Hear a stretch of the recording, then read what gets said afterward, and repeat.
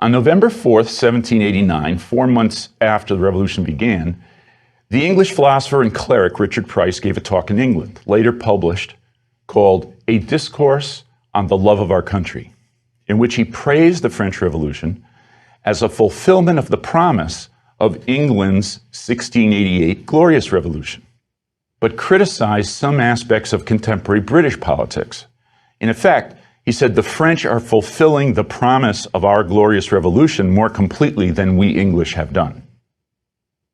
He decried excessive fealty to the king in England, who was, after all, he said, the, quote, first servant of the sovereign people, declared that the king's crown depends on the choice of the people, and the people have the right to choose their governors and cashier them for misconduct, and even replace them. This led him to praise the revolution in France, including the sight of, quote, an arbitrary monarch surrendering himself to his subjects, when in October, the French royal family was taken into custody by the revolutionaries. The French are rightly replacing kings with laws, he held, and priests with reason and conscience.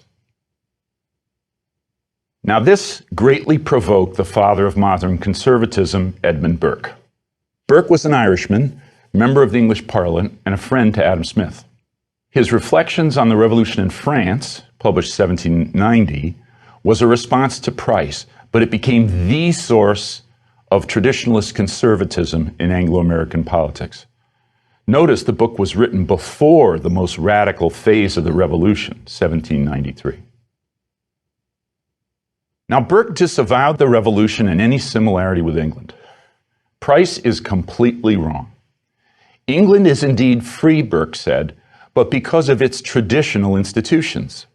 He accepted the view that England's freedoms depended on a set of balancing institutions: royalty, nobility, parliament, church, and the traditional rights of the people. But the proper balance is the result of historical learning, not a philosophical argument from natural rights. This grants traditional freedoms and responsibilities to all citizens and to their rulers, including the king. England's political norms are not deduced from reason or philosophical principles. They are embodied in its historical practices and institutions. Burke rejected democracy and republicanism for England. He denied that government should depend on explicit consent, that is, elections. All have rights, he said, but not natural rights. They have the rights the British tradition has historically granted to its people. It's also true that the people have the ultimate power, but, Burke said, the people want to be ruled and do not want to see their rulers as elected servants. They want them to have greater honor than that and than themselves. Burke denied legal equality. The estates, clergy, nobility, and commons have different legal statuses and should. He said, it is true that all have equal rights, but, quote, not to equal things, unquote. So each estate or class has its traditional prerogatives, all of which presume obligations and duties. The social contract theorists he particularly criticizes. Society is not the product of a moment's choice. This includes Locke. If there is a contract, he says, among the people, it's an eternal and unstated contract and includes the dead and yet unborn. This is a precise opposite to Jefferson. Political society for Burke is like an organism. Yes, the metaphor returns, which exists over time. It has traditions that give it legitimacy. The local loyalties of the people are what hold the organism together, which he called the little platoons of family, neighborhood, and church. So we have the organismic view, but in a particularly historical fashion stretched out in time. What Burke most objects to is the attempt of intellectuals, backed by men of new money, to reform society according to abstract principles of reasoning, without concern for tradition. The rule of reason, as it is understood by the Enlightenment supporters of revolution, is actually a kind of despotism, he says. That is, thinkers in their armchairs cannot derive a small set of rational principles to reform all society. Society is too complex for theoretical reason. Prejudice, for example, he famously said, is a good thing. Prejudice is prejudgment, learned through social tradition. Not all matters can be open to rational decision and inquiry.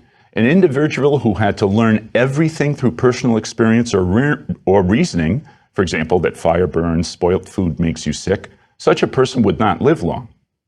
The cultural meanings of authority are essential, even if they are not rationally demonstrable, and must be passed from generation to generation.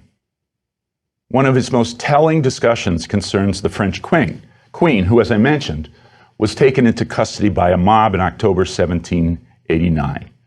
Burke wrote in a lovely quote, "It is now 16 or 17 years since I saw the Queen of France at Versailles, and surely never lighted on this orb, which she hardly seemed to touch, a more delightful vision.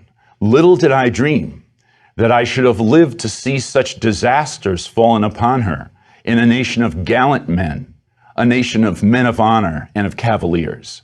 I thought 10,000 swords must have leapt from their scabbards to avenge even a look that threatened her with insult. But the age of chivalry is gone.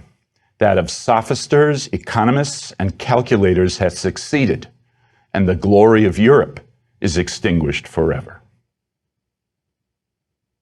The new age, Burke feared, is one of educated lawyers and moneymen, ambitious men who want to rise above their station, without respect for the spirit of chivalry. He continues, "Never, never more shall we behold that generous loyalty to rank and sex, that proud submission, that dignified obedience, which kept alive, even in servitude itself, the spirit of an exalted freedom. All the pleasing illusions which made power gentle and obedience liberal, and which incorporated into politics the sentiments which beautify and soften private society, are to be dissolved by this new conquering empire of light and reason." And he finally concludes, "All the decent drapery of life is to be rudely torn off, all the superadded ideas furnished from the wardrobe of a moral imagination, as necessary to cover the defects of our naked, shivering nature, and to raise it to dignity in our own estimation, are to be exploded as a ridiculous, absurd, and antiquated fashion. On this scheme of things, a king is but a man, a queen is but a woman is but an animal not of the highest order." Well, that's conservatism, honestly stated by one who sees and understands its essence. What are the parts to this view? Well, first of all, submission can be proud.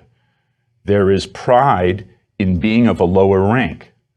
Authority, rank, and inequality are good when they are deserved and legitimate, and those who hold the higher rank fulfill their obligations to those in the lower rank. Social life is made possible by a cultural softening of the harsh facts of power and nature.